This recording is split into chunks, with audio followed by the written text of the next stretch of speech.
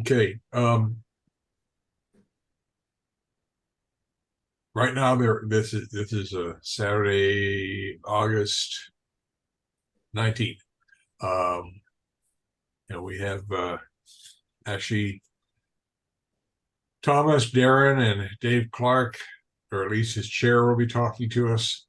And he'll be back in a bit. We have a list of 23 topics, most of which we will not get through today, or even two. And one thing I want to mention to people that view this later is here comes Tom Deneen, is one of the nice things about doing this type of activity, this Zoom meeting, is that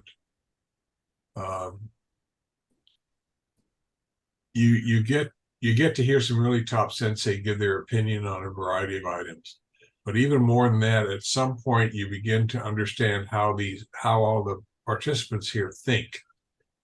And that is probably of greater value, or at least of same value as what they're saying. Because that way you gain some insight into the participants here. And I don't want to say you can predict what they're going to say, but sometimes you have a pretty good idea because you've gotten to know them as a person rather than just someone on the screen. Let me get this taken care of here. Okay. Anyway, our first topic today, and most of these topics at this point, or a lot of them, are from I forgot his name, our karate person, Dane Fiorello. And where'd my picture go? And in any event, we're going to move forward on them. And if any of you think any of these should be moved around or could be put together so that one really leads into the other, let me know. Okay, first one, the need to move your body, Tai Sabaki. I don't know how many of you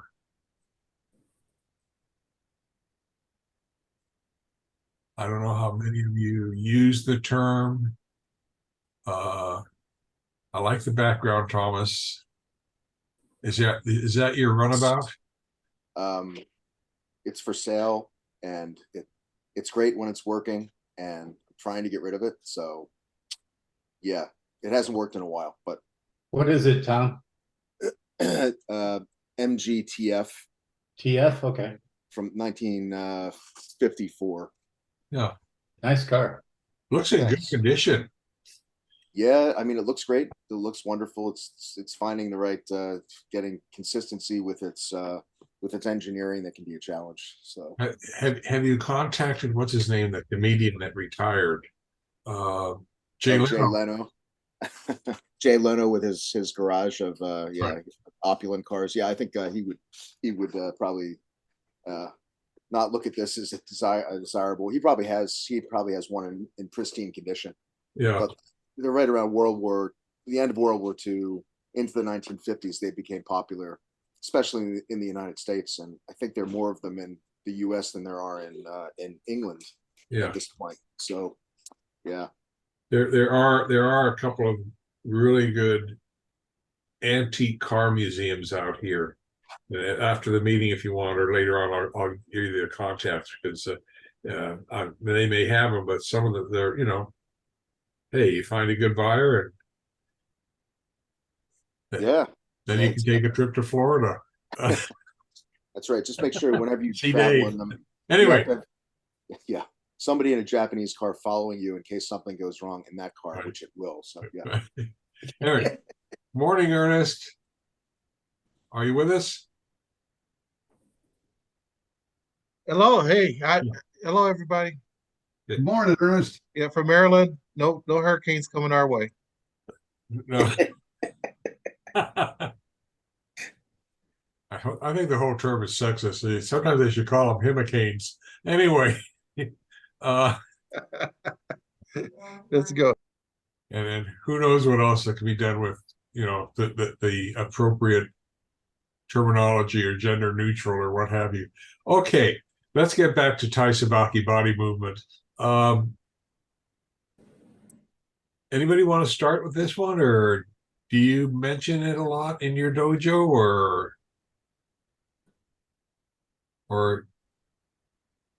how do you get your students to move their bodies properly?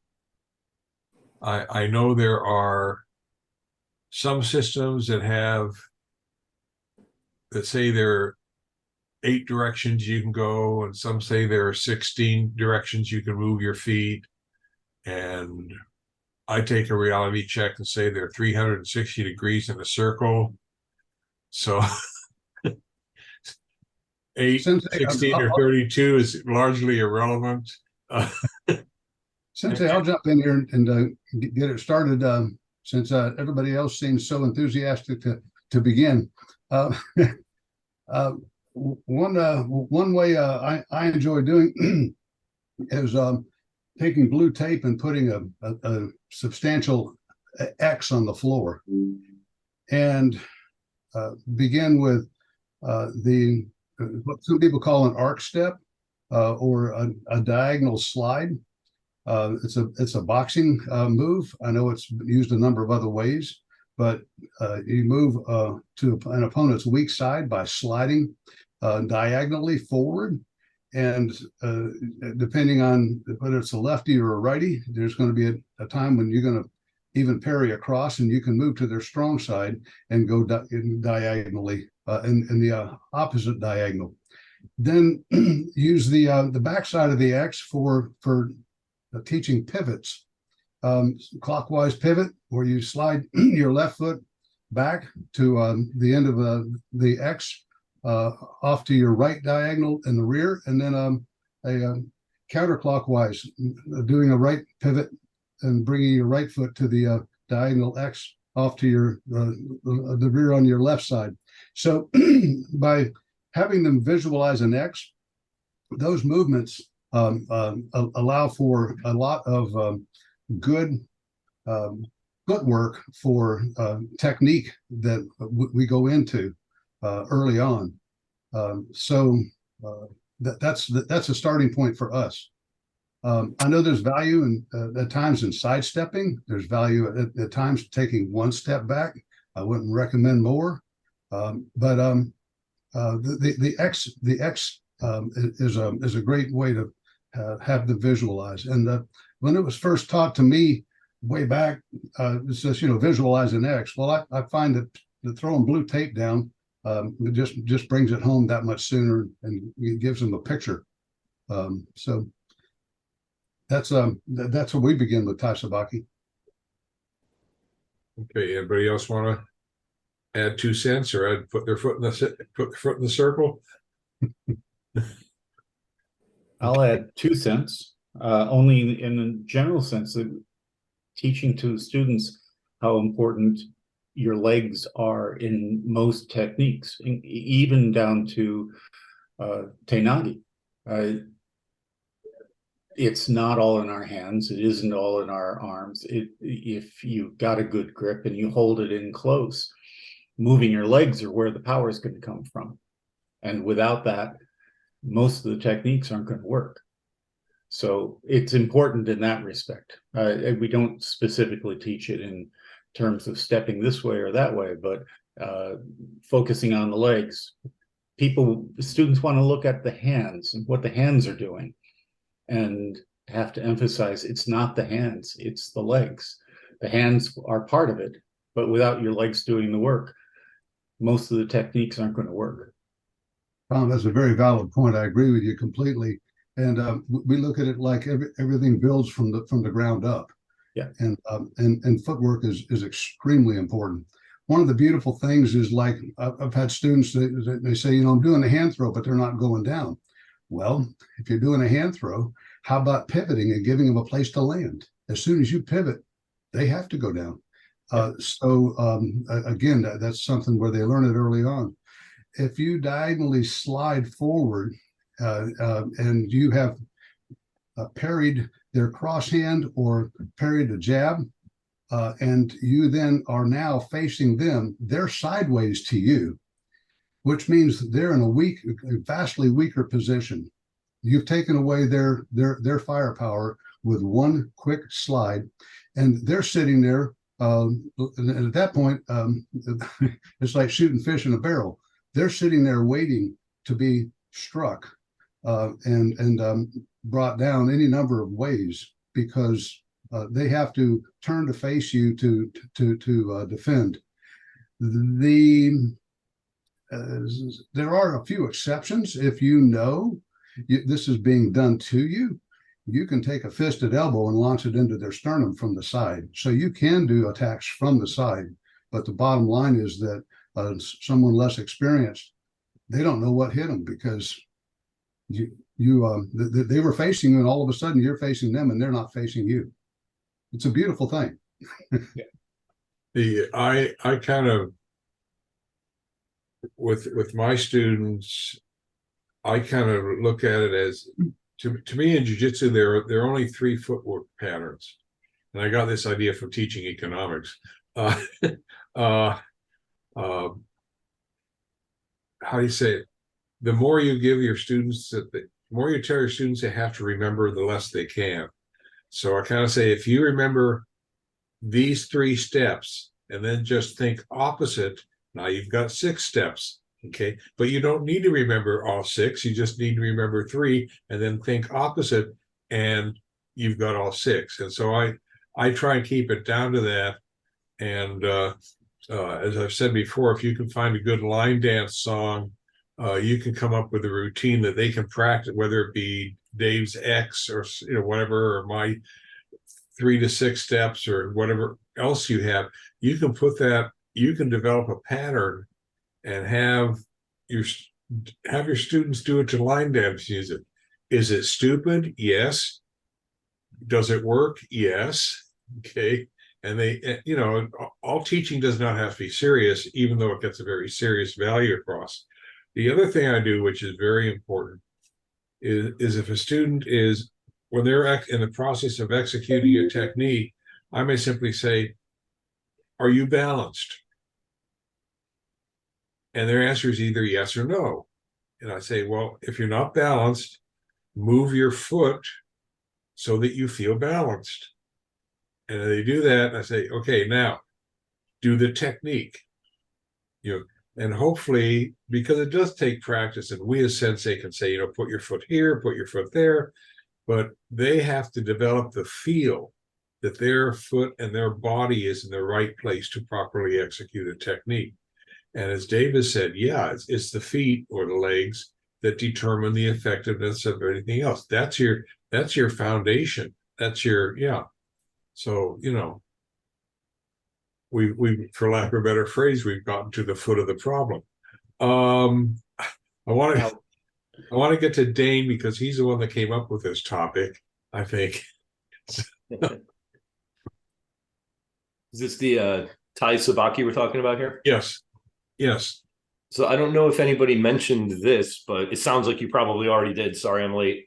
But one thing too with Thai sabaki is that adds to the idea of my eye, or like some people consider my eye being the same distance apart, like having both of you so that you each have to take a step forward. They consider that my eye, but the fuller sense of it is always being somewhere that your opponent can't get to you. So it's basically like being in a position that you can do things to the opponent, but they can't do things to you. And, the Thai sabaki is how you do that, getting off of that straight line. Now, like Dave, I think, was saying, like, you have everything in front of you once you're to the side and they have nothing in front of them. Right. That positioning gets you set up for success. And I had a second thought there. It's also a way of moving your opponent. I don't know if we already touched on that, but by moving your body relative to them, that's kind of the same as them moving towards you. So like if you have a really big person who's a little far away and they grab your wrist, you're not going to get them in a kotegaeshi. But if you take that step forward, that's the same as being able to pull them towards you. You know what I mean? Like you can't pull somebody big towards your belly button, but you could take a step towards them and now their hand is at your belly button. So, you know, that body positioning is also a way to move your opponent closer or further when you can't move them. Right. Yeah. Right. And Taisabaki, you have to consider where your attacker is. And because to do a technique well, you want them in an ideal position. And you have to be in an ideal position. Street situation, it really works. But the closer you can get to that, the better your chance of success. And it's like I said before, what I always ask my students, why are you leaning forward?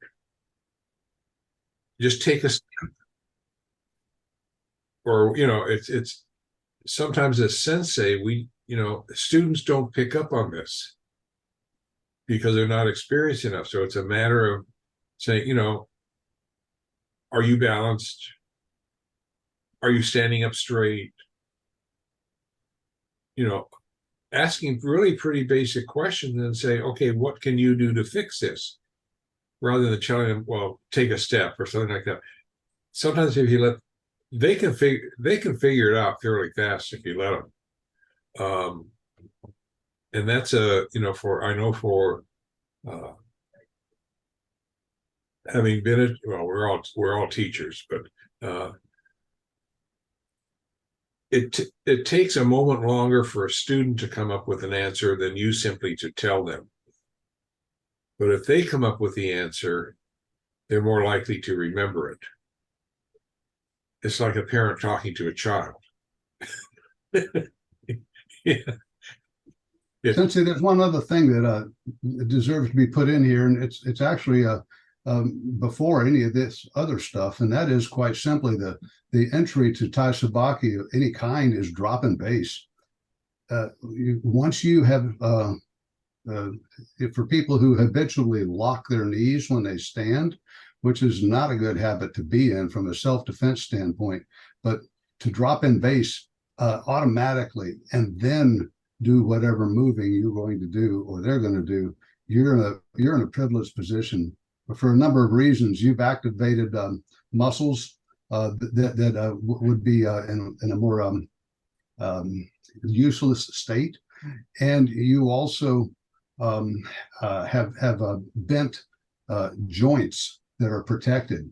If I've got if I'm leaning forward, my front leg is straight, and my front leg is bent and my back leg is straight, like in a karate stance.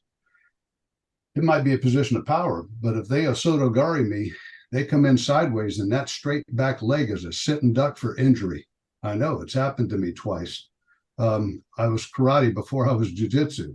I learned slowly, but the hard way, drop in base with both legs, not just one. And when that back leg is bent, they want to osotogari me all day long. It's not going to cause the injury that a straight leg would. Bent joints are protected joints, and that's the reason for a horse stance, which is just a formalized way of dropping in base. So I just mentioned that from a Tai Sabaki standpoint. If you have all the footwork going and you haven't dropped in base, you're not operating optimally. Okay. One thing I do with my students is and if any of you have fired a handgun or rifle, you do it on an exhale. Rather than holding your breath or inhaling. And I usually tell them, relax. Just relax your body. Take a breath, exhale, relax. What that does, it relaxes their body, but it also, as Dave says, it lowers their base. It may just be a fraction of an inch, but if you're standing and you just relax for a moment, you can actually feel yourself go down a slight bit. And that's because your muscles are relaxing, which allows them to then respond quicker to whatever else you need to do. If you're in a tight body position, if your muscles are all tightened up, I forget what form of karate it is. I think it's Shotokan. I've had some students that have been in Shotokan, black belts, and they pick up jiu-jitsu techniques like there's no tomorrow, really fast. But it takes about a year to get them to relax. And it's a different martial art, and that's the way it's taught. And once they relax, bang, they just go beautifully. But you have to lower your base, and the only way you can do that is by relaxing, or at least that's the easiest way to do it. And that's part of your Tai Sabaki itself. I mean, there's a lot of stuff going here. We've got, your feet are your base or foundation. Your feet have to be in the right place. The body has to be in the right place. You have to lower your base, relax. You want to be in a position where you're ideally not facing your attacker. You want him at a disadvantage. Okay. And you're probably not going to be facing them anyway. You're probably going to be at a slight angle depending upon whatever technique you are going to do. You're facing them at an angle anyway. So you've got all these things going. It's how do you say, to say your body has to be in the right position, I think is a really oversimplified statement. Good morning, Tyler. Morning. Sorry, I was talking and went brain dead in the process. So anyway, we're talking about Tai Sabaki, and is there anything else anyone wants to throw in here? No pun intended. Did anybody mention this already too, that it's separate from Ashi Sabaki too, Yes. which is just footwork. Yes. So there's it's all about your body movement too, not just where your feet are. Right. But your feet, your feet, your Ashi Sabaki does determine what happens to your Tai Sabaki. Right. Yeah. Equally important. Yeah. But you can have your feet in the right place, and if you're all tensed up, you're still not going to be able to do diddle. So they both have to support each other.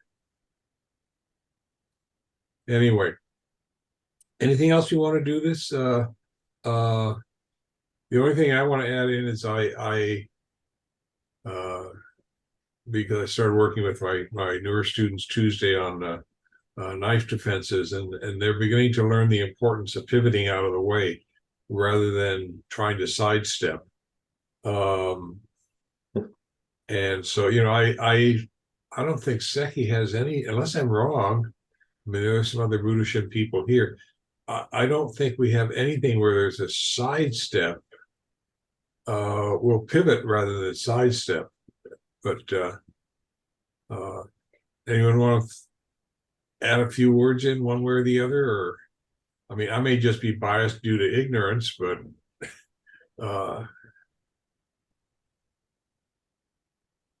is there? Do you want to compare pivoting and sidestepping at all, or side sliding, or advantage or disadvantage of each? George, when you say sidestep, you mean directly 90 degrees to your side as opposed to stepping in diagonally to get in closer? Well, sidestepping, if these are your feet, sidestepping would be bringing, okay, these are your feet. Okay. You bring one foot towards the other, then slide the other one. Okay. Whereas pivoting, would be coming around, Turn around. Okay. coming around. So When you pivot, I feel like you tend to have a part of your opponent in your hand, right? Like if like it's a wrist grab and you pivot, you're kind of holding them.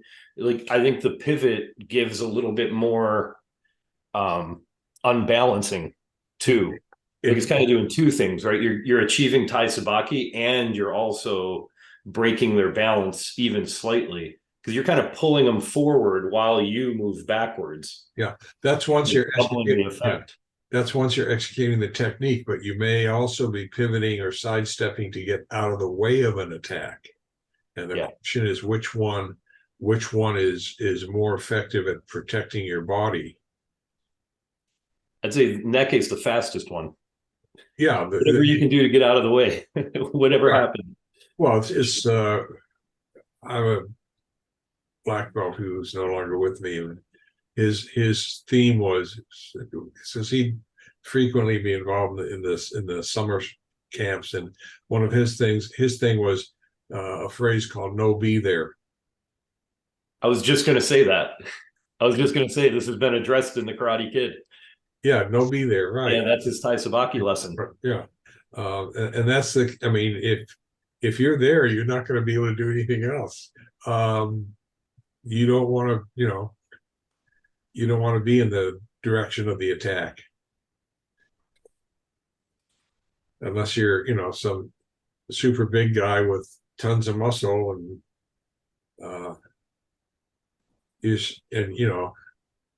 well-developed abs, and you want the person to haul off and slug you there. And but then again, if they have a knife, it's a different ball game.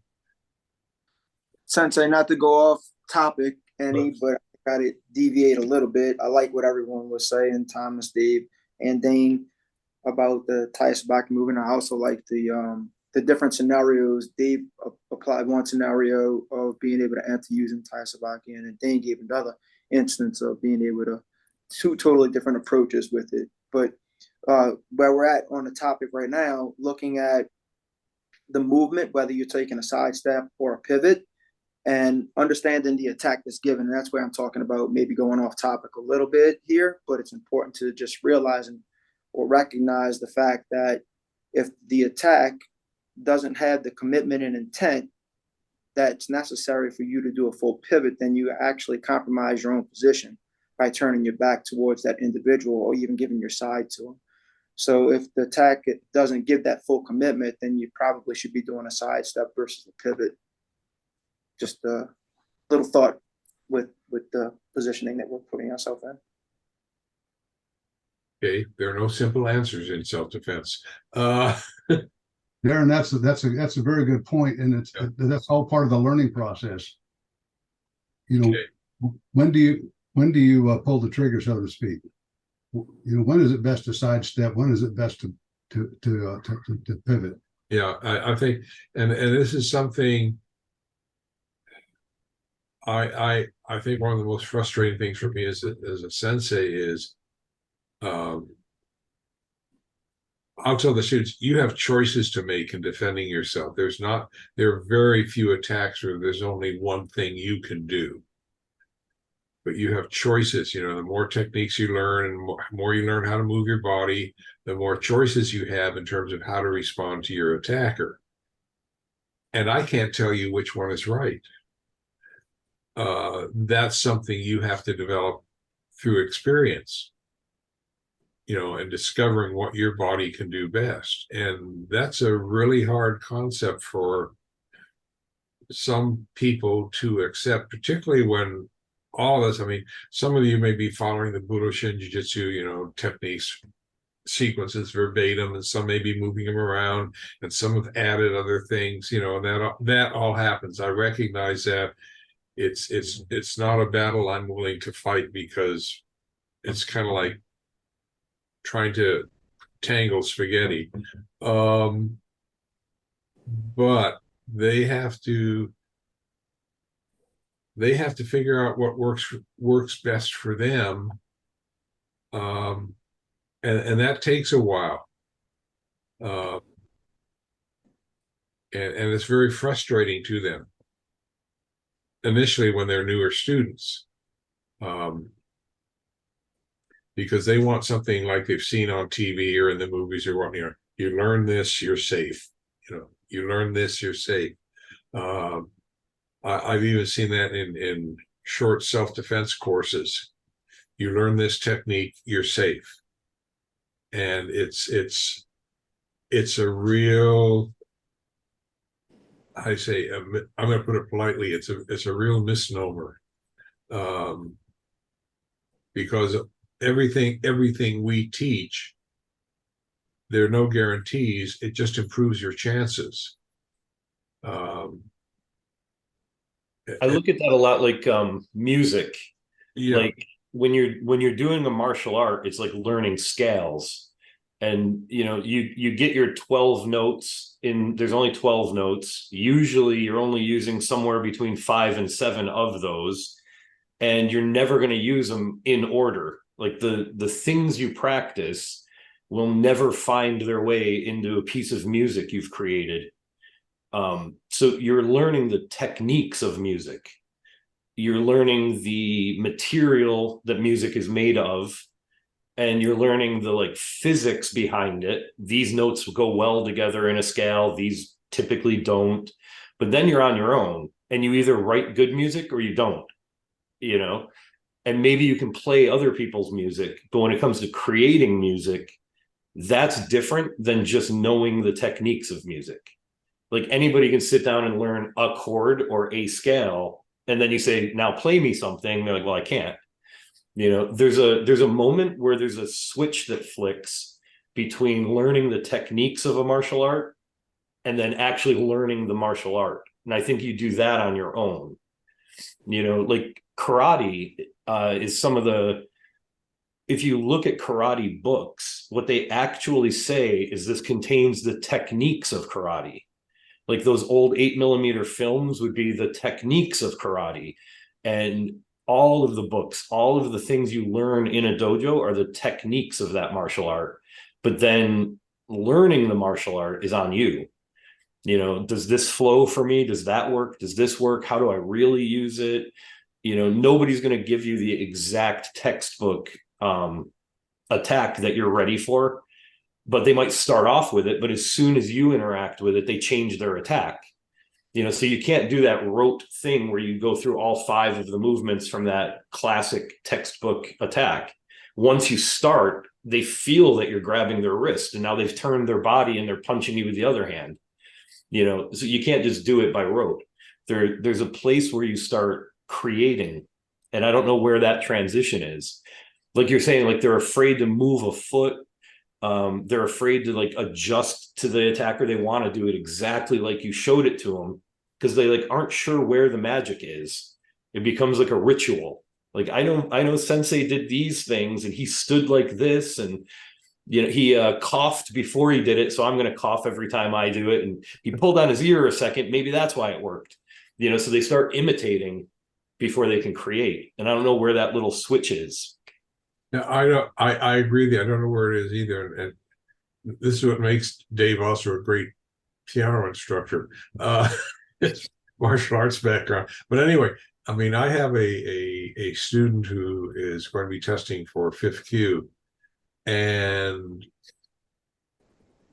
she has problems putting stuff together. You know, that's normal for a green belt. But occasionally she will see that she's in a tight spot and she'll go use some technique that was presented to the upper belts. And, you know, because kids take it, students take in a lot of information you don't recognize. And she would just switch to that technique and do it because she realized what she's doing isn't working. And she's done that 2 or 3 times, and she actually gets an applause from the rest of the class because it's just something, she's doing a legitimate technique. It's totally unexpected. She's actually surprised it works. But that's, you know, how do you say, that's, at that point, that's when you really compliment a student. Because that as a sensei is what you are after in the student. You know, when things go south, how do you go north again? And that's I don't think that's something you can, I don't think that's something you can teach a student per se. I mean, I'll have lower ranked students, and they'll get in a situation where the elbow is sticking up, and they're stuck trying to do a wrist lock takedown, but the opponent's elbow is up, and I'll say, "What's in front of you?" And they say their elbow. I said, "What can you do with your wrist lock isn't working. What can you do with the elbow?" And they said, "Oh, roll it." I said, "Duh." I don't say duh, but and they roll it, the person goes down. It's that to some extent is what you're after as a sensei. But going back to Tai Sabaki, their body has to be in a correct position where they can do that successfully as well. And so, so to me Tai Sabaki is not just your body has to be in the right position for this technique to work. Tai Sabaki is that you're as Davis says, your body has to be relaxed enough so that you can feel what your attacker is doing, so that you can respond to that feel, so that you can execute your technique properly. And that means moving your body also. So it's not a simple, the concept is simple.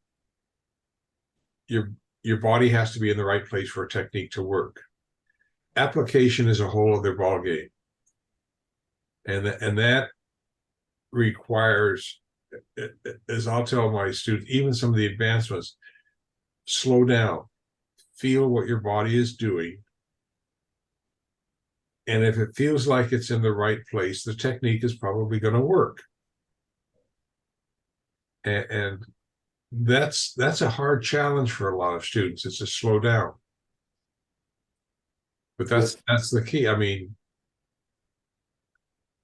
anyway, I would add that with jiu-jitsu and any art, that you really have to practice hands-on and with the involvement of other people.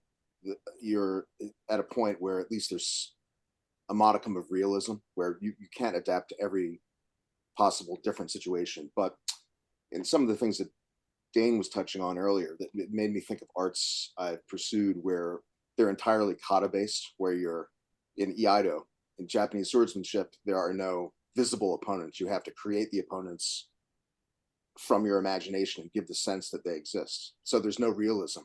In a lot of karate kata and tangsudo kata, you do them alone. So there's no actual opponent. So you're even more distanced from reality.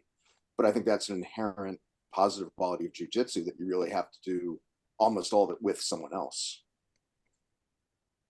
I think the only issue here is I have seen some jiu-jitsu systems where they do beautiful kata, and they have it. Their uke is cooperating with them 100%, and you put them out. The techniques are executed beautifully, flawlessly. Uke takes nice falls, and the world continues to turn. And that's all well and good if that's what you're after. But you put them in any kind of situation where they're getting random, if they get random attacks, they're kind of in a position, I've said it before, where they can't fight their way out of the wet paper bag. And so I think there are a lot of it comes down to how you're teaching your art, whatever it is. And the issue of I'm going to jot this down for further discussion. Random is that you can teach any art and teach perfect kata, but when you switch to random attacks, it's important to know your kata. It's important to know the forms, how techniques work, yada, yada, yada. But you also have to be able to handle when whatever you want to call it hits the fan. How do you respond to that? And so that's the difference between teaching kata and actually teaching effective self-defense. And that also touches on the subject of the over cooperative uke, where and it's understandable if you're in a belt test, as I observed last week, where you want an uke who can help you show off your technique. But if in the extreme might be Aikido, where you see these videos of uke who are entirely into the choreography of what Tori is trying to achieve, and there's no resistance. It's too cooperative, where there's no realism and a street realism where somebody would be fully resisting. It's the other extreme. Yeah, we used to have a one day thing called Camp Budoshin. We'd have like 12, 15 instructors, and this was done in the city of Burbank. They let us have a whole gym for free. It was a one-day event. We'd always have a sensei by the name of Ken Penland, who I knew very well over the decades, who has since passed on. He taught Aikido Jiu-jitsu. And we constantly had to tell him before every camp, please, because no one else would have injuries. He would, on his mat, you'd end up with 3 or 4 people with sprained wrists. I said, do some of this stuff a little slower. And part of it's the student's responsibility as a uke to cooperate and tap out, which is another issue. Let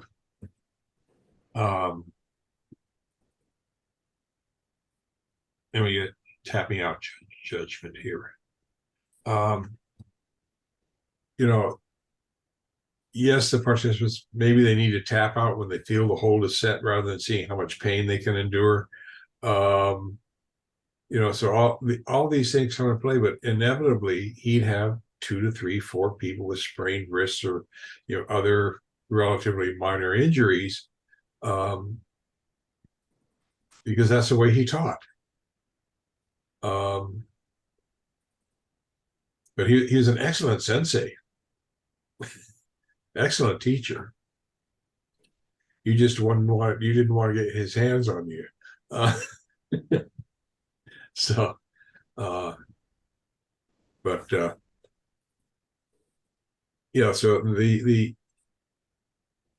don't know how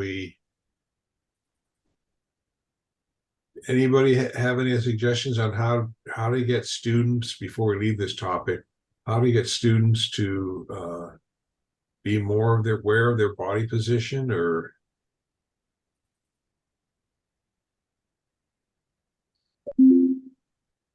go ahead, Bob.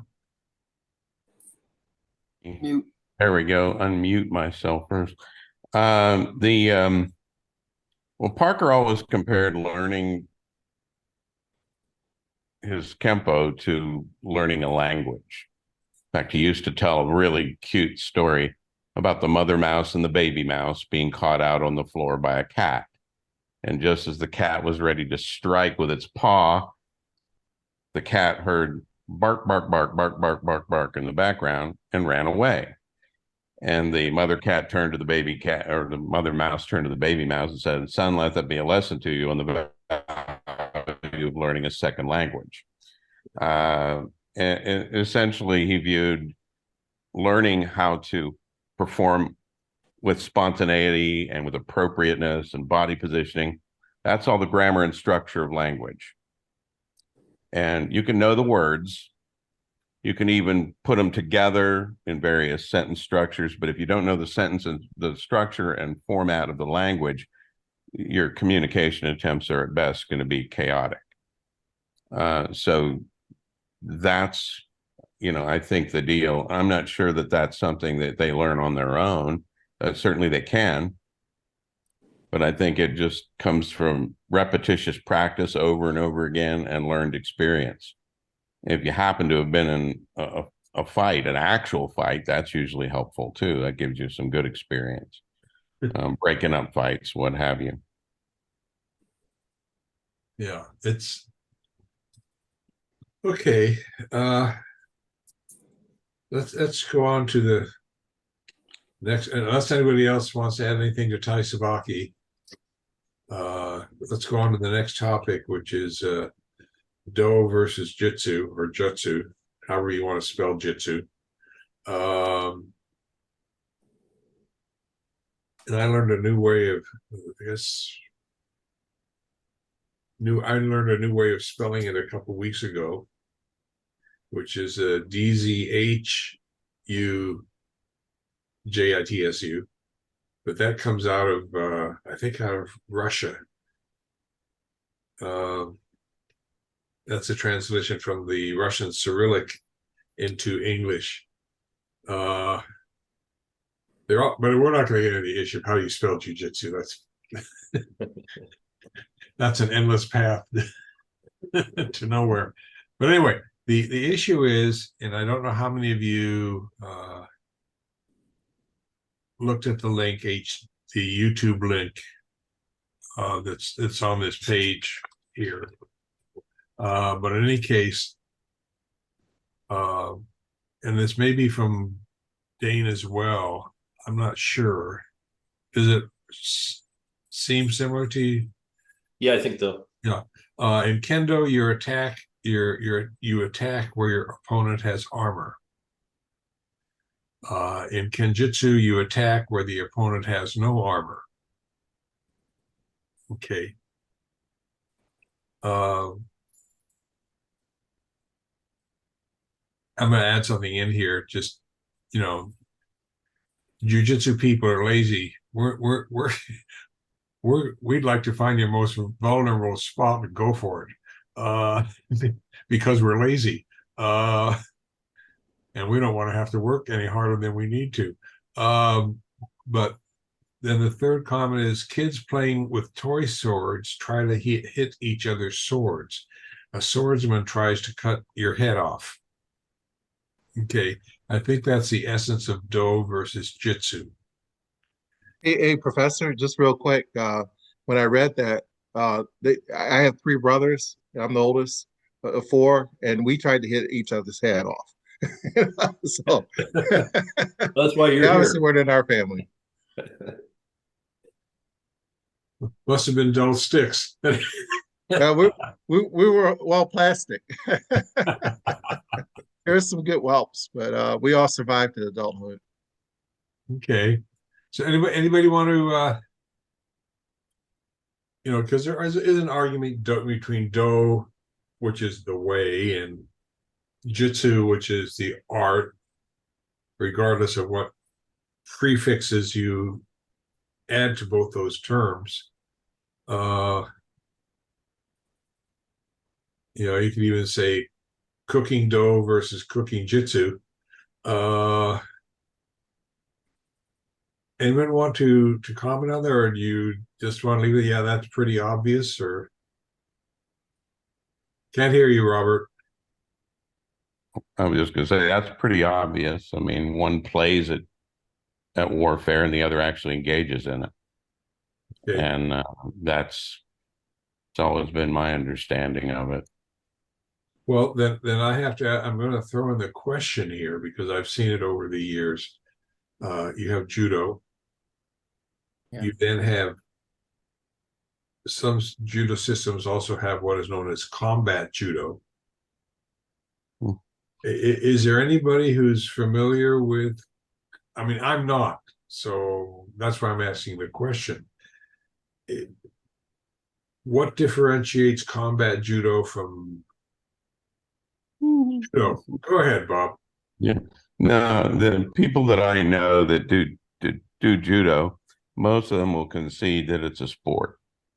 And there are a lot of techniques, these tend to be older techniques that have been since excised from the judo curriculum because safety issues come up. Taking somebody through the evolution of the throw might be dangerous to both the thrower and the throwee.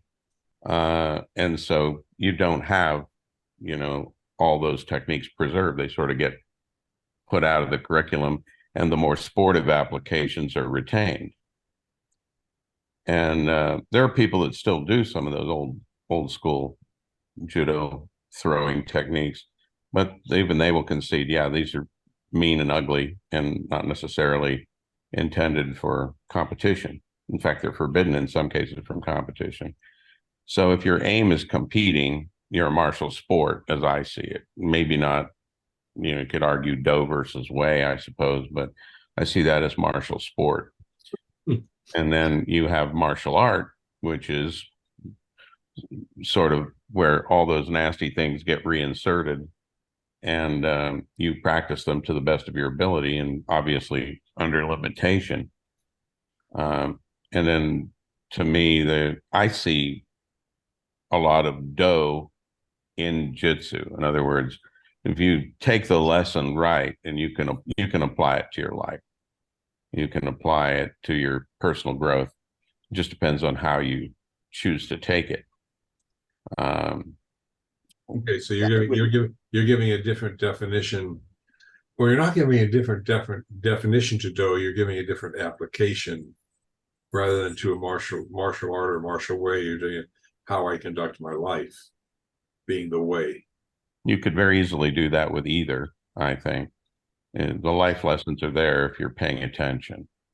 Okay. Yeah, I would agree with Robert that to the extent that you take something like everything one could do in jiu-jitsu, and if you're Jigoro Kano thinking, well, I want to make this more broadly applicable and not make sure people don't get hurt and cultivate a certain path through the use of jiu-jitsu techniques, then you come out with judo. And the same thing could be said with Brazilian jiu-jitsu, where there's a gigantic emphasis on groundwork to the exclusion of all these other techniques that we see as critical in jiu-jitsu.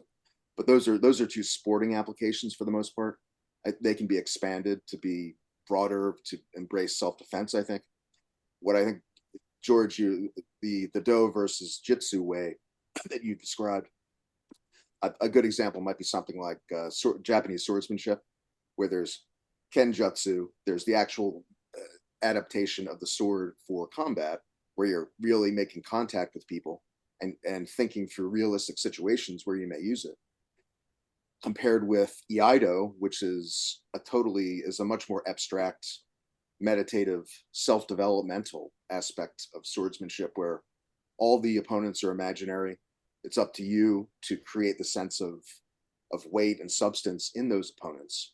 And it's much more inner evolution of you, cultivation of various personal qualities. There's no intention of making it practical. And that to me is sort of the ideal example of a do versus jujitsu or jitsu application. And this could even be applied in things like shooting firearms, where there is a lot of combat oriented competition today. But when I shot competitively, it was much more, I guess it was limited to just bullseye shooting, where you're standing 25 meters from a target, trying to remain as still as possible, trying to control your breathing and your trigger control and all this stuff. And it's totally removed from actual face-to-face combat situations. So you see this tendency to try to make certain aspects of more holistic pursuits, kind of narrow them for specific applications. And that can be a sporting application, or it can just be a self-developmental thing. Okay. I think I'll go along with what you're describing in describing the differences, but are we talking about the use of the term do and jutsu? The examples of kendo and kenjutsu make a really good, clear distinction between the two. But how it's actually applied these days, particularly in the West, I don't think they have any meaning anymore. I don't think the distinction is actually there. And even in Japan, there was a book, Angry White Pajamas. Some of you may have read. It was about an Aikido school in Japan. That was not do the way we're describing it at all. And what I teach is self-defense. It's not a sport. I don't want it to be a sport. But it's jutsu. I think too sometimes, like you're saying, there's no real distinction anymore, but I think people try to make it. Like even in karate, there is no karate that exists that is not a do, no matter what the instructor thinks. And I've trained with some instructors that are very old school and, you know, firm, and it's full contact and you're doing all of that stuff. But if you really stop and think about it, you're fighting each other. So it's a do.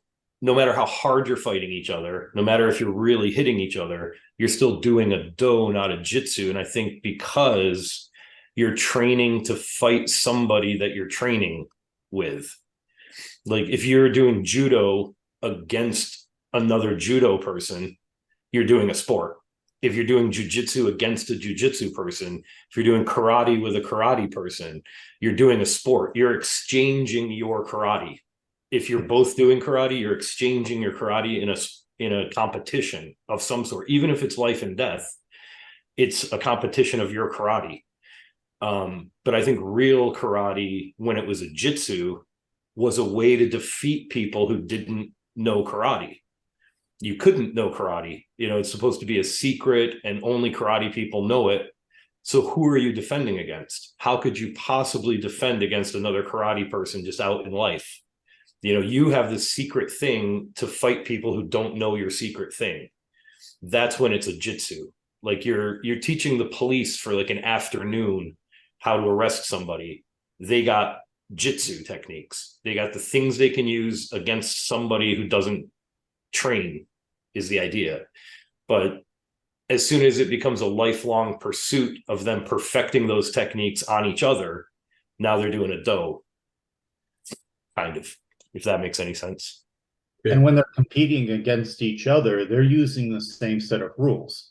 Right. On the street, we don't have the same set of rules. Right. Right. Okay, let me switch back to a couple of people here. Tyler was going to say something a couple minutes back, and I think Thomas beat him out. Then we'll get to, I believe it's David Garcia. Am I correct? You're correct. Okay. So did you want to say something in there, Tyler? No, I just wanted to say someone was in the lobby and we got him. Okay. David, want to introduce yourself? And Yep. I think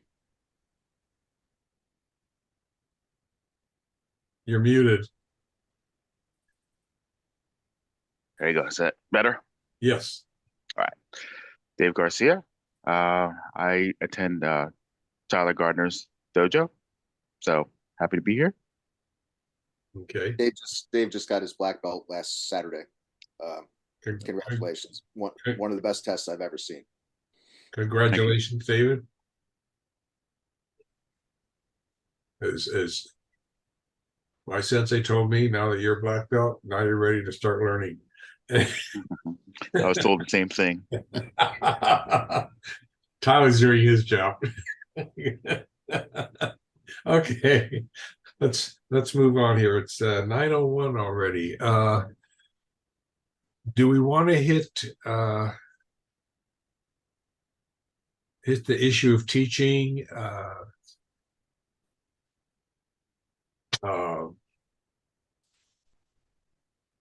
Do we want to do, or do we want to leave that for next time? I don't think it's going to be a long topic. I guess the question is teaching basics repeatedly versus teaching a variety of techniques to keep interest up. And I think obviously the second one is something we both prefer to do. However, I don't know how your classes are structured. I teach one night a week. If I could teach two or three nights a week, might be a different ball game. But I've got everything from white belts up through black belts on the same mat. So, and I'm looking for some advice here because I sometimes get locked into dealing with the basics so much to get the white belts up to green belt.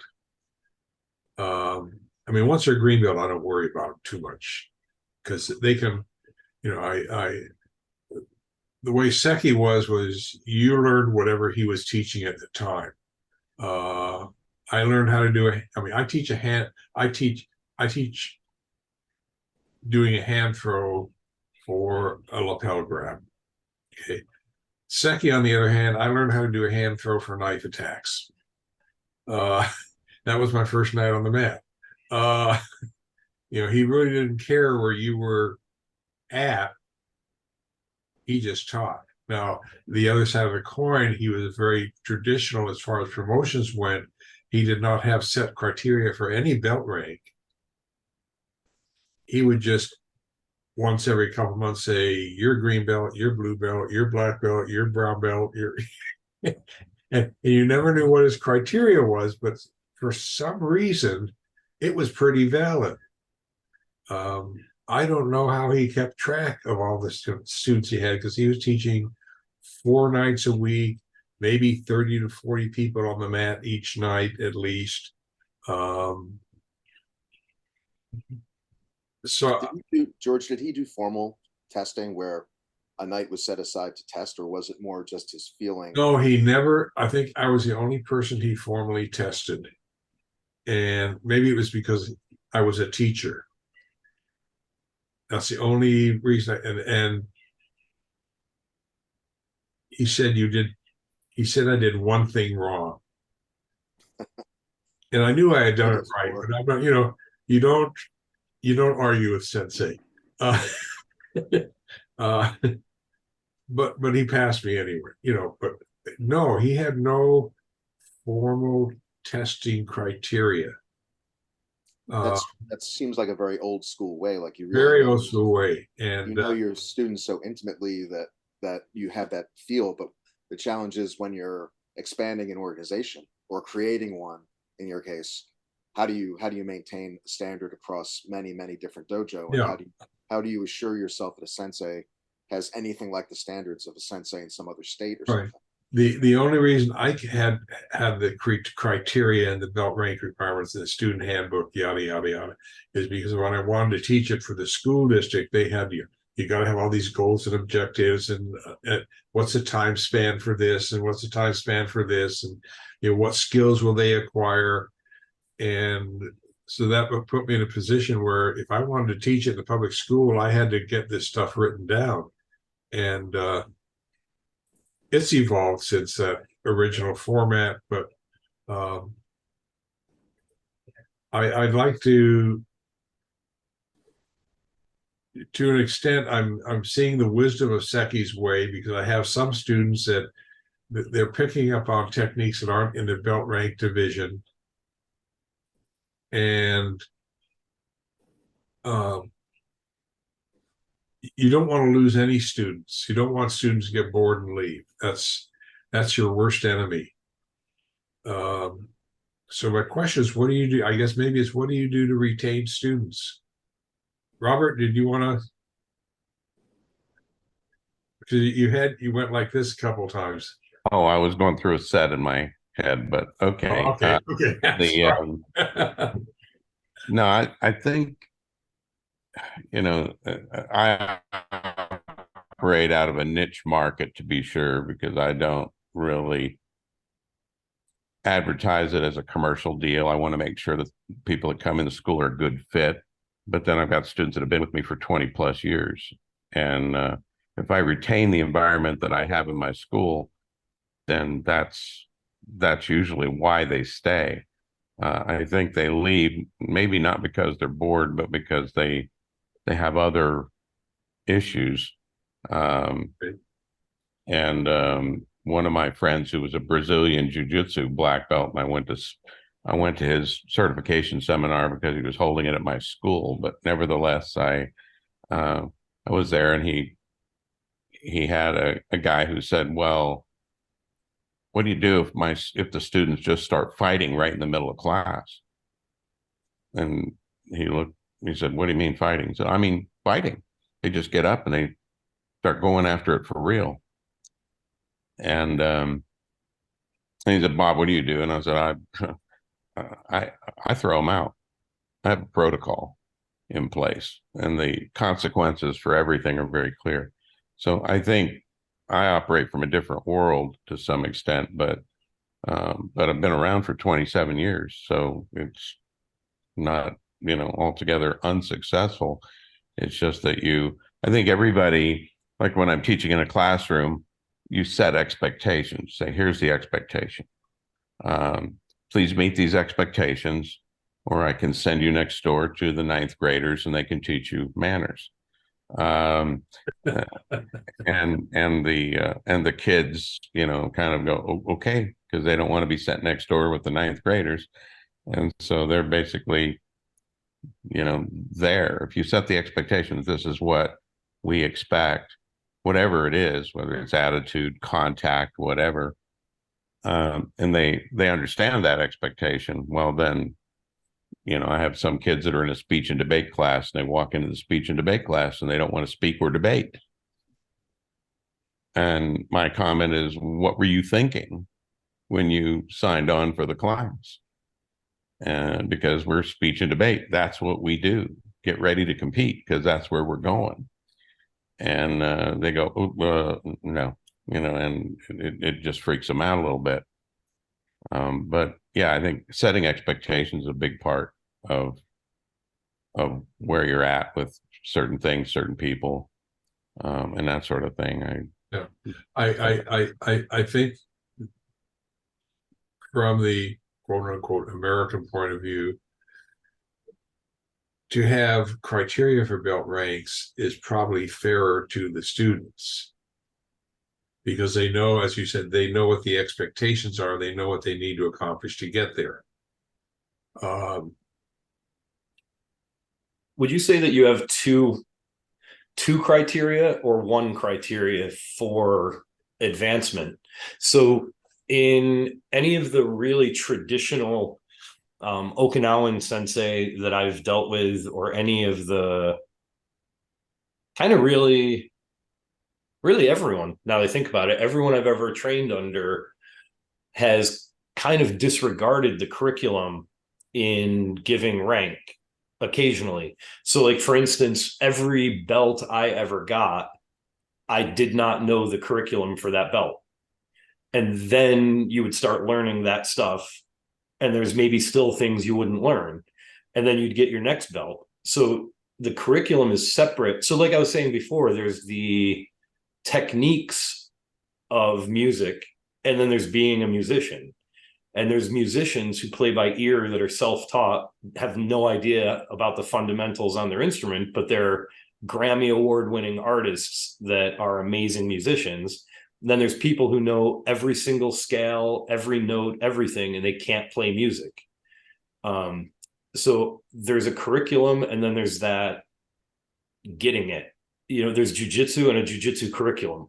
Right. And I think you can advance in jiu-jitsu knowing 3 techniques and getting remarkably good at them, where nobody can touch you with those 3 techniques.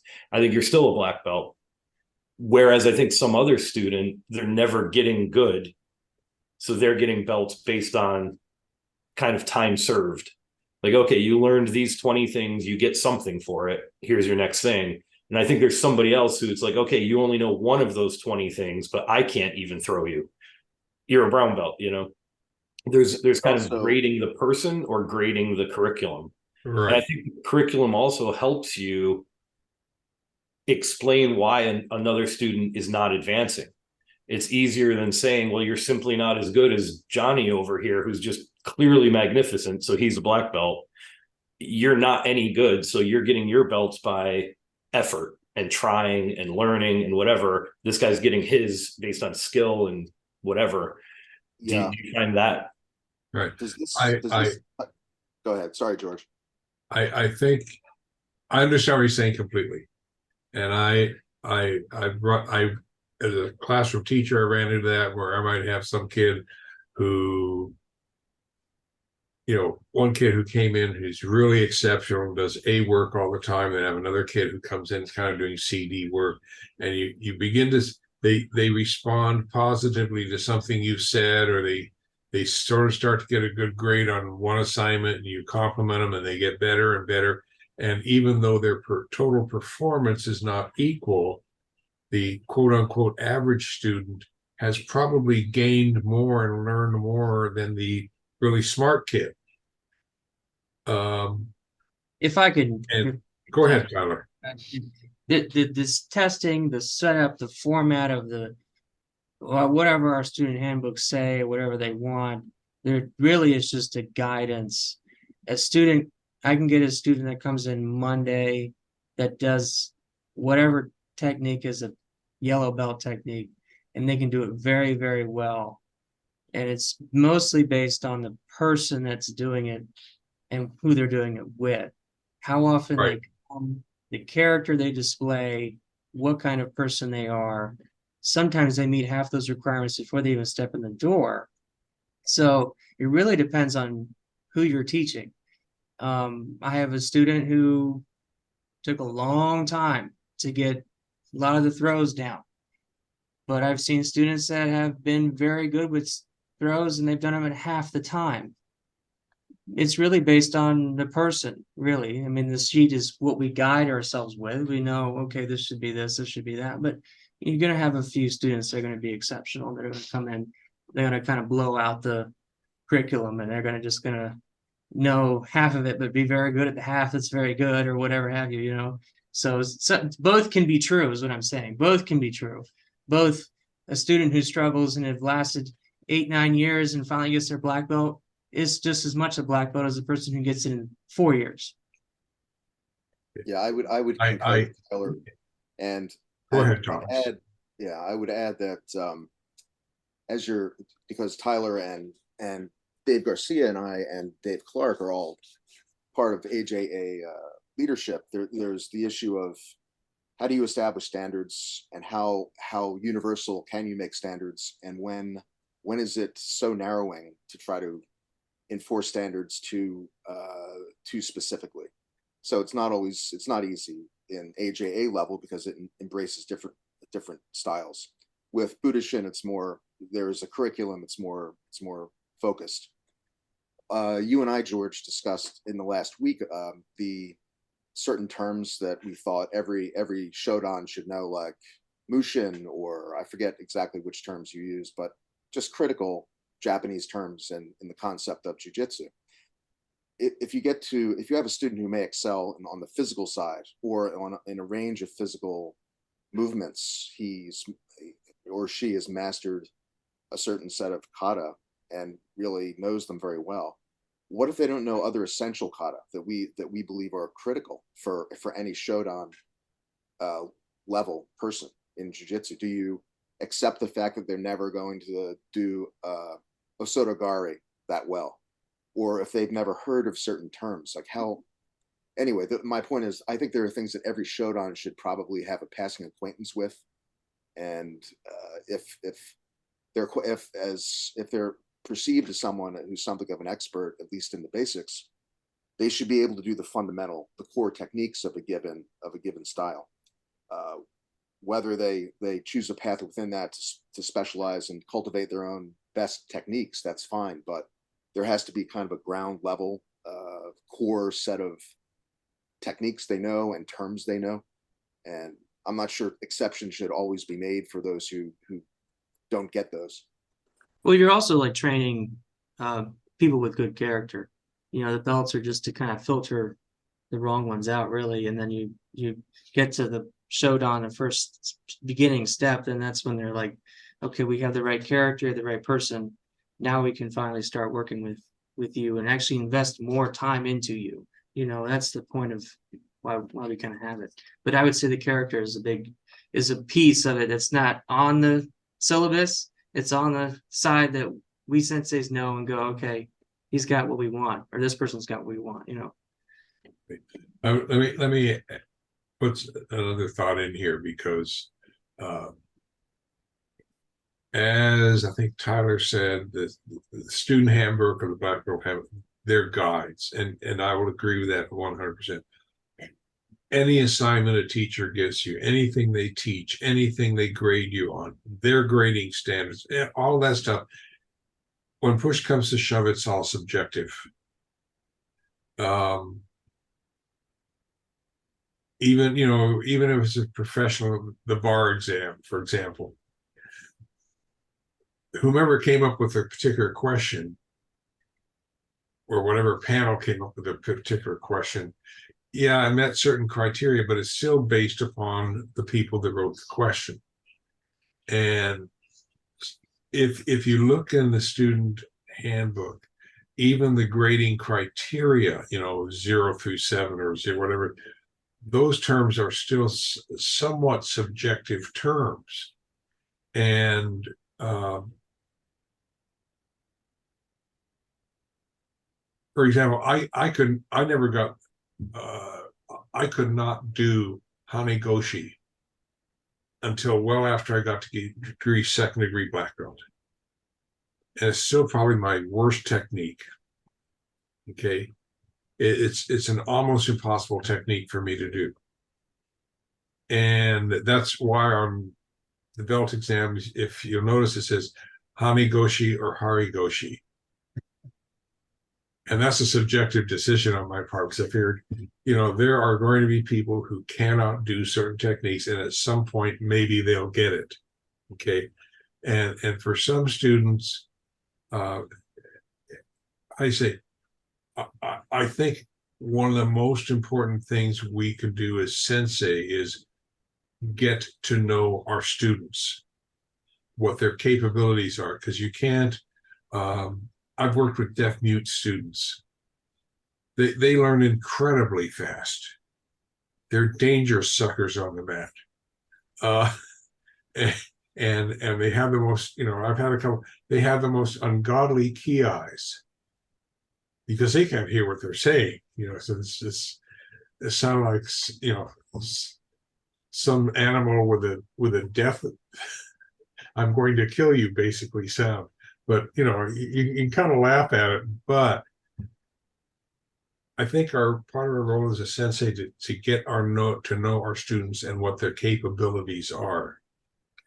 And I have one student who's very experienced in Brazilian jiu-jitsu, and he's sort of learning techniques.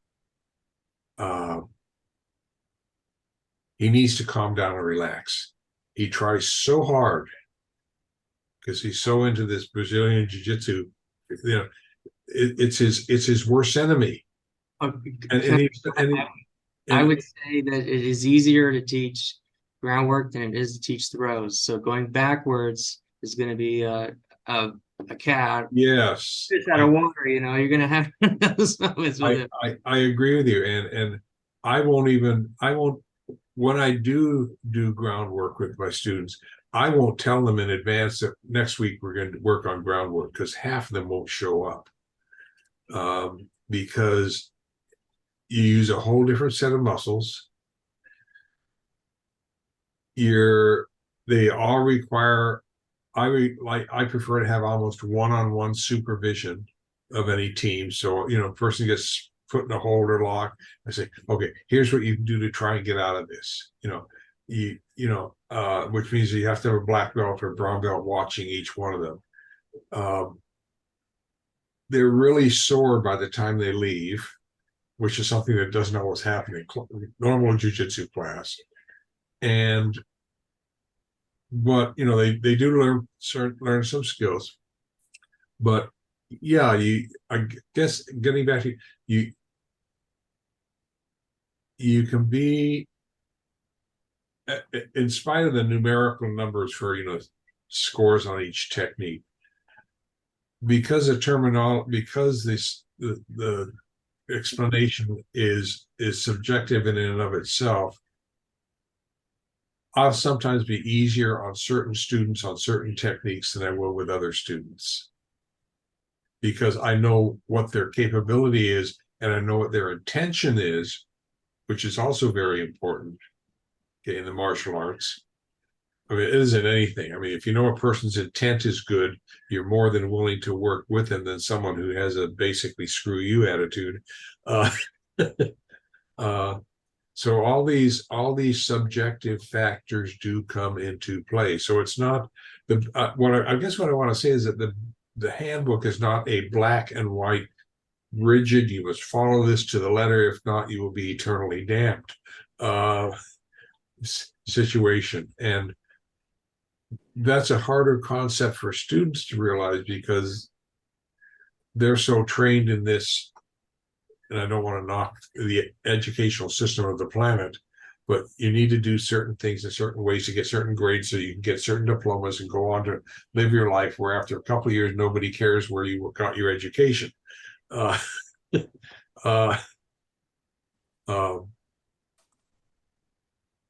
So that's, I guess, the idea I want to get across. It's a guide, as Tyler said. It's a guide. But like, you know, as Tom Danina said, I also like, you know, I really expect that black belts have some understanding of the Japanese terminology. And it doesn't mean they have to learn Japanese, but the concepts are not bound by language. Concepts, I think, are bound by either our awareness or ignorance. and that's a different topic. But anyway, so getting back to the same question, and Dave, you can put in some 2 cents here. What I want you to realize, Dave, what I want you to realize, I learned a long time ago, all wisdom does not come from the top. I've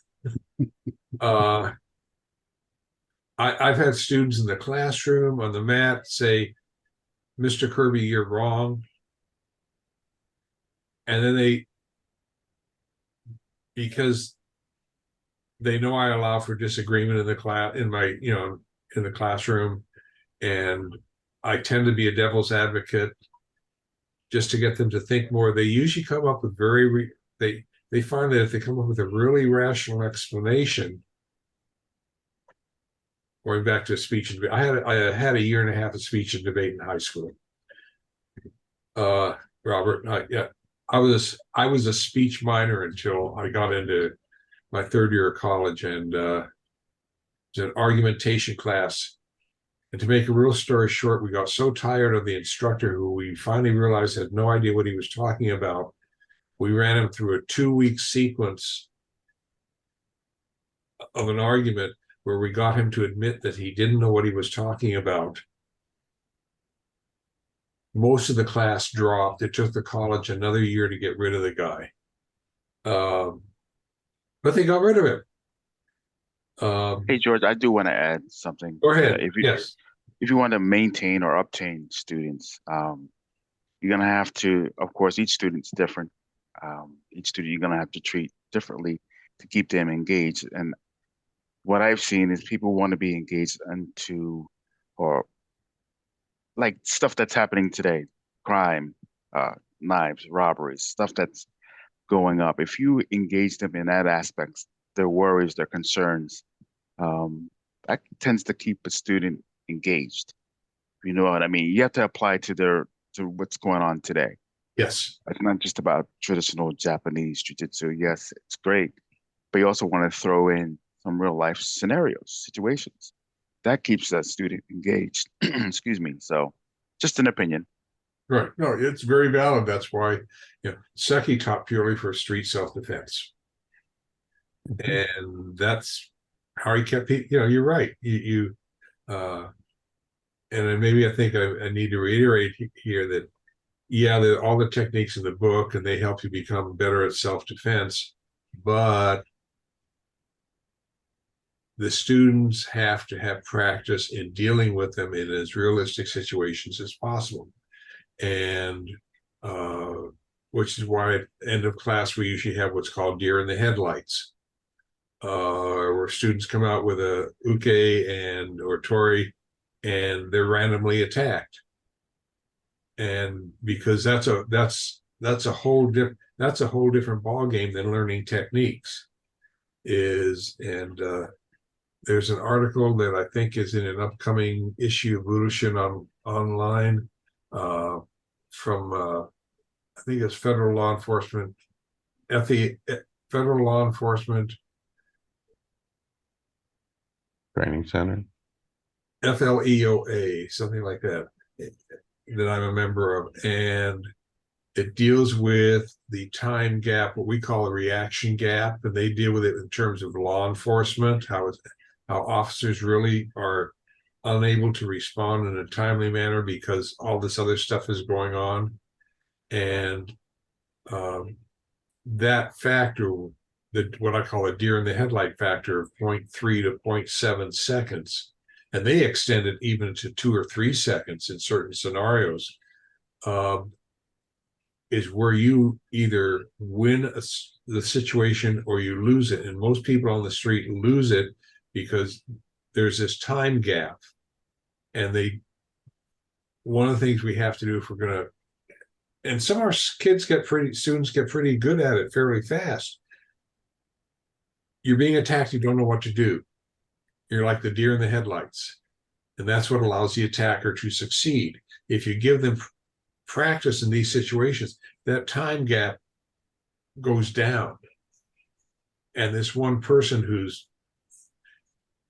has picked up techniques by watching other people do it, her time gap is in, she's been in the program, I think about 9 months now, her time gap is almost, you can't measure it. She just responds. And that's what you're looking for, because that's gonna save, quote unquote, or give her an improved chance of saving her butt in a street situation. And that's regardless of what martial art you're learning. And so you do have to spend some time working with your students in as realistic situations as possible. And random attacks by different people is probably the best way to do it. And yeah, they will suck at it, excuse me. They will be really bad at it at first. And they're not always going to be successful, but their odds of being successful will improve the more they practice it. It's like you can fight, you can have target practice,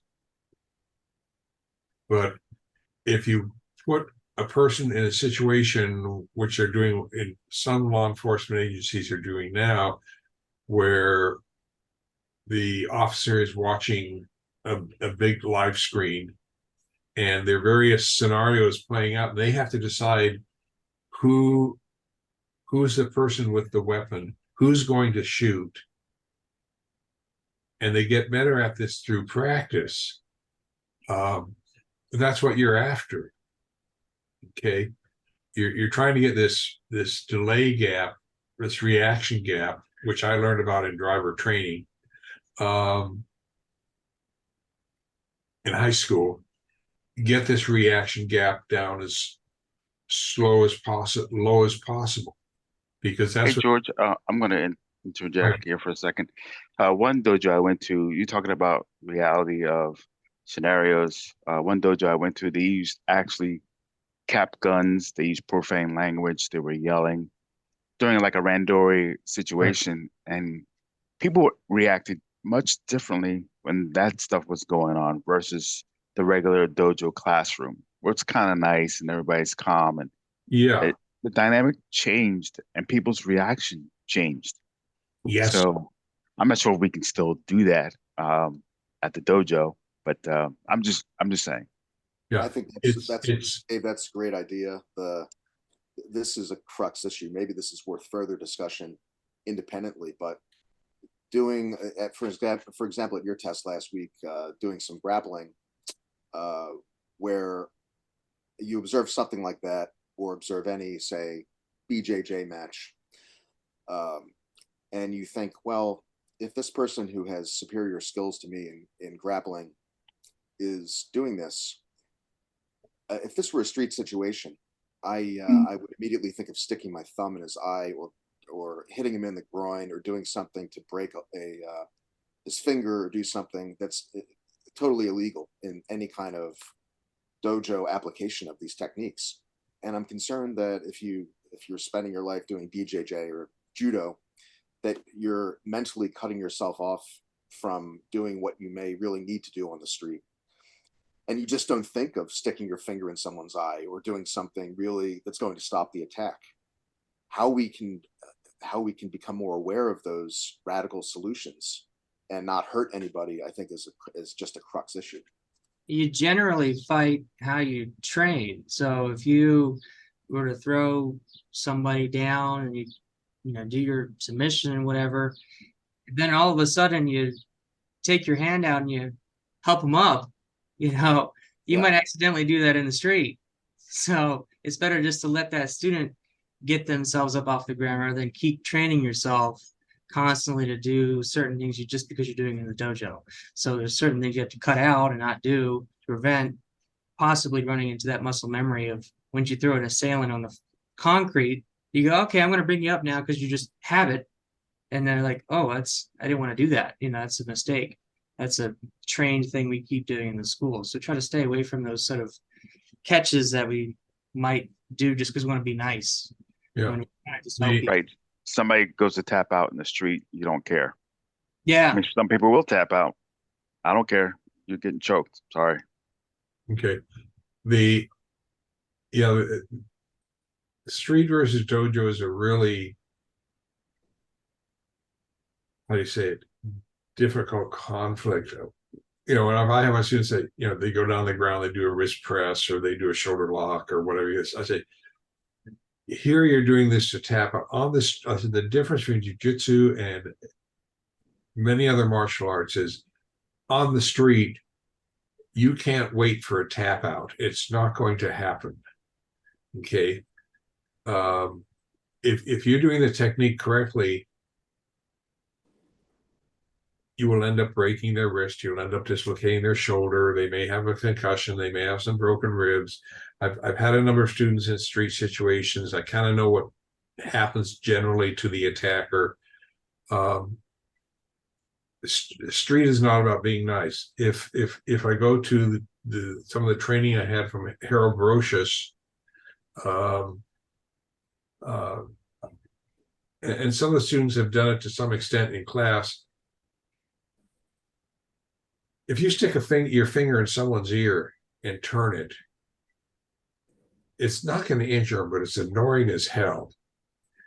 And it'll get them, it'll get them to move their body in a particular way that may allow you to get out of a situation. You know, sticking a finger, you know, no one yet has stuck a finger up someone else's nose and turned it. But, you know, there are things you unfortunately cannot practice in class because the risk of injury is simply too high. And you know, I agree, David, I agree with you 100%. It'd be nice if we could do this. I know when I taught junior high, it wasn't difficult to get my kids to swear.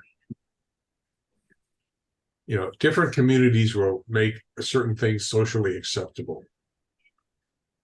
And some of my girls in those classes, I mean, they could rattle off terminology that would burn both ears off and everything in between. And that's where you want this person to be. But even in the dojo, you know, God forbid, Dave Clark's dojo, oh my God, they swear there. They teach kids how to swear. Do I want my kids going to a class where they're going to learn how to use obscenities and profanities? You know, it's I think it's really up to parents to teach that to their children. Pardon? It's up to parents to cover that. Not the parents teach the obscenities to their children. Her parents are doing a good job. I think most kids pick up that stuff elsewhere. Long before the parents ever get The around parents, to right? teaching that, they already know. It's amazing what kids know that parents don't know that they know. But in all seriousness, it's as a sensei, there are things we can and cannot do in the dojo. I mean, if I was a private dojo, I could probably do some things that I can't do, being that I'm in a city program. And fortunately, the school where I taught jiu-jitsu, the public school, I mean, the principal was very accommodating, looked the other way, and because I mean, the community I taught in was not an educational mecca by a long shot, but the kids were great. And I think what we're trying to get to here is, how do we keep students involved, adults or younger people, and that's the key, because all of us would like to have a dojo where we have a waiting list. That would be our ideal. But I don't know of anyone who's in that situation today. But I think as Tom said and Tyler said, it's a matter of being as real, and Dave being as realistic as possible in the dojo. So have we beat this topic to death, or anyone else have anything to say? Yeah, I would love, there are things I would love to be able to teach, and I'd love to see my students do, but the injury rate would just be too high. And that's how do you say, that's the other side of the coin. And surprisingly, even in Seki's class, regardless of what he taught, the injury rate was extremely low. Part of it was because he required upper belts be ukes for lower ranks. Because his attitude was, you're an upper rank, it's your responsibility to help lower rank learn the technique correctly. And you're more likely to tap out if the student is actually doing it right. So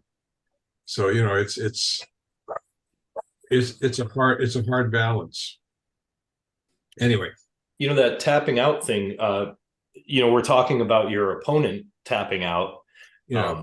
But it's also important to note that you can't tap out either. That is not an option for you either. He's not going to let go of your choke, and he's not going to let go of your arm either. I think that's something in the dojo that we lose sight of sometimes is, we stop when somebody's gotten the best of us and we just say, okay, you got me, let's start over. And you definitely can't do that in the street. No. You're stuck. Yeah. See, I make them use the word, either they tap out or they say the word mate. And I said, now you realize I'm training you like I'm training guard dogs. People, if they're smart, they don't train their guard dogs in English. They train them in a foreign language. So your dog becomes trilingual. English, Barkish, and whatever language because you don't want a situation where someone breaks into your house and you have this ferocious Malamute and the robber comes into your house, looks at the dog, points to it and says, sit, and the dog sits. The dog, dogs are not entirely stupid, but okay, you want, I said, I'm training you so that the only thing you respond to is a tap out or mate. And on the street, you don't respond to those either, because by that time you've already injured your attacker. And I said, that's the difference between self-defense and learning an art. Okay, and those are, those are things. It's so important that our students learn, and it's hard for them to accept. And like I said, I know from experienced students that have been in the street situation, and what upsets them the most is the fact that they have actually injured another person, and they're afraid they're going to get into trouble for doing an injury. Like I said, it's usually a combination of the joint injury, concussion, broken ribs, shoulder fracture, dislocation. Okay. And that's mainly from landing. And that's the hardest thing for them to accept, because as humans, we don't want to injure another person. That's one of the highest wrong things you can do in whatever morality you have. So it's hard to train a person to do that. You know, but it is in many cases. I mean, if you've been in the military, if you're in law enforcement, you know that in many cases this can be a life or death situation. And still, the first, second, or third, or fourth time you do something like that where you injure a person, you have this feeling, you do have a feeling that, you know, you have done something wrong, because that's our acceptable morality. And the hardest thing is, you know, I don't like the term PTSD, post-traumatic stress, PTSS or PTSD Disorder. Traumatic stress but disorder. If you have a student in a street situation, it is so critical that you sit down with them and you talk with them, that you listen to them so they can get this out of their system. Because it really doesn't matter what you say, as much as they have to be willing to accept that this happened. I had to do this to survive. What I did in this situation was okay, and my feelings are completely legitimate. And in addition to your talking to them, it might be worth getting the help of a professional in that situation. That's true too. Yes, I haven't had that happen yet, but yes, if it becomes an ongoing issue, then yes, and professional help is your number one. But you don't want to say that to a person right away, because then they think, oh, there's something wrong with me. And there's nothing wrong with them. It also depends on our attitude towards, you know, mental health or counseling or all that stuff. And some people are very, how do you say, they think if they need counseling that they've failed. And that's not the case. Anyway,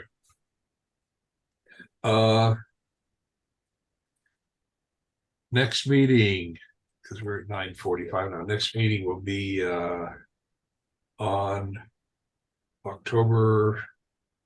What's the first Saturday in October? Second. What? Is it the first? Maybe it's the first. Whatever it is. First Saturday in October, we'll be meeting again. Are we jumping over September? Oh, September. Yeah, September. Yes. I'm sorry, I forgot about that, Dave. Duh. It's been a long year. Anyhow, we'll be probably I think the first weekend in September. I'm not sure offhand though. Dave, be sure to come back. And we'll meet again, and I will try and have this video up and running, hopefully by the end of today or tomorrow. And if you can get, encourage more people to get involved. There are 46 people on this Zoom list, and the number of consistent people is about 6 or 7. I mean, I think that's a reasonably sized group, 6 or 8. But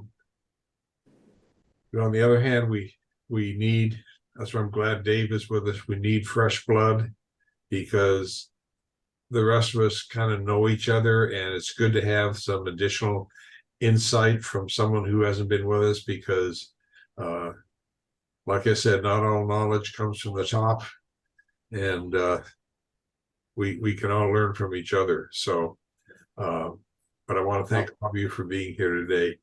I'll just throw in that Dave Clark has been diligently organizing a tremendous event in Brandon, Florida for October 7th, right?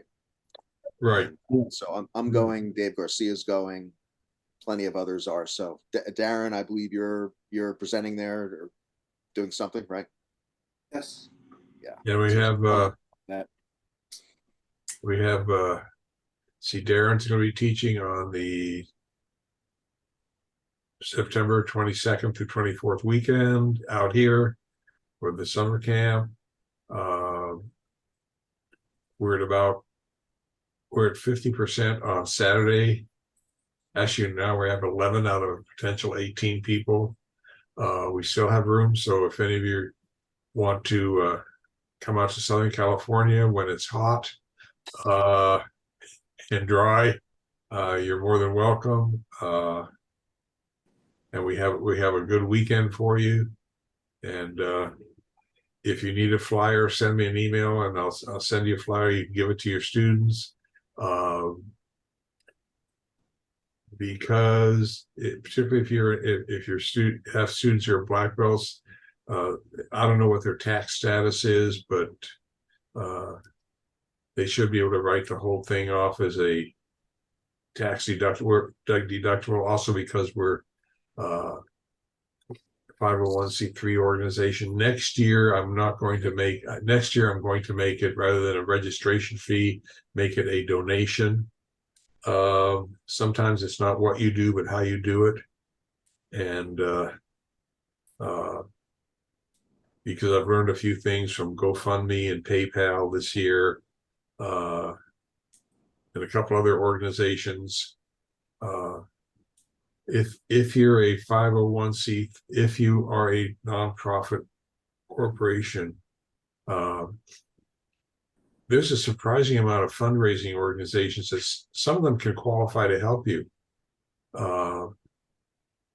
And I've gotten some checks from organizations. I have no idea how we got on their list, and it has nothing to do with the summer camp, but because we run through the city and we're a nonprofit, they somehow feel that they have to provide us with some financial assistance. It's not much, but everything helps.